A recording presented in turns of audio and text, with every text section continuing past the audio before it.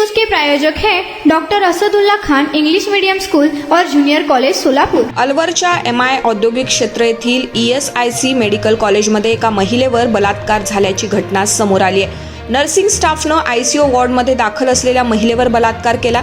ही घटना 4 जून रोजी घडली आहे। ऑपरेशन नंतर नर्सिंग स्टाफमधील एका व्यक्तीनं ICU वॉर्डमध्ये दाखल असलेल्या महिलेला औषध इंजेक्शन दिले। त्यानंतर ती बेशुद्ध पडली। तिला सर्व काही दिसत होते, पण ती काही बोलू शकत नव्हती। या अवस्थेत तिच्यावर बलात्कार झाला। पीडितेच्या पतीनं सांगितलं की त्याची पत्नी त्याचे नाव घेत आहे, परंतु गार्डने तिला इथून जाण्यास सांगितले। दुसऱ्या दिवशी पीडितेची प्रकृती सामान्य झाली। यानंतर तिने तिच्या पतीला संपूर्ण घटनेची माहिती दिली। वैद्यकीय महाविद्यालय प्रशासन संपूर्ण प्रकरण दाबण्यात गुंतले आहे, असा पीडितेचा पतीचा आरोप आहे। पोलिसांनी या प्रकरणात FIR नोंदवलाय आणि पीडितेची वैद्यकीय तपासणी करून तिचे बयान नोंदवले आहे। MI पोलीस स्टेशनचे ASI महावीर सिंह यांनी सांगितलंय, ESIC मेडिकल कॉलेजच्या नर्सिंग स्टाफवर ICU वॉर्डमध्ये दाखल असलेल्या 32 वर्षीय महिलेवर बलात्कार केल्याचा आरोप आहे।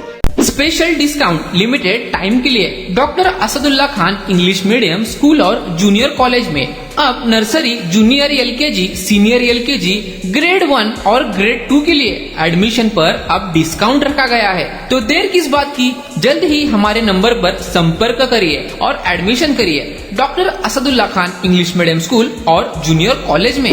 आरोपीने पीडितेला ड्रग्ज इंजेक्शन दिले आणि तिच्या बेड भोवती पडदे लावून हा गुन्हा केलाय।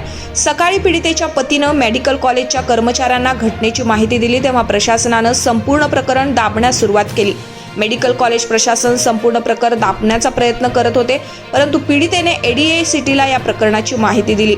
तात्काळ MI पोलीस स्टेशनला या प्रकरणात कारवाई करण्याचे निर्देश देण्यात आले। पोलिसांनी या प्रकरणात FIR नोंदवला आणि पीडितेची वैद्यकीय तपासणी केली आणि तिचा जबाब नोंदवला आहे। पोलिसांनी सांगितले की पीडितेचे व्हिडिओ जबाब नोंदवण्यात आले। त्यामध्ये तिने स्पष्टपणे सांगितले होते की नर्सिंग स्टाफनं तिच्यावरती बलात्कार केलाय। प्रथम त्याने तिला ड्रग्ज इंजेक्शन दिले आणि ती बेशुद्ध झाली। यानंतर त्याने तिच्यावर बलात्कार केला।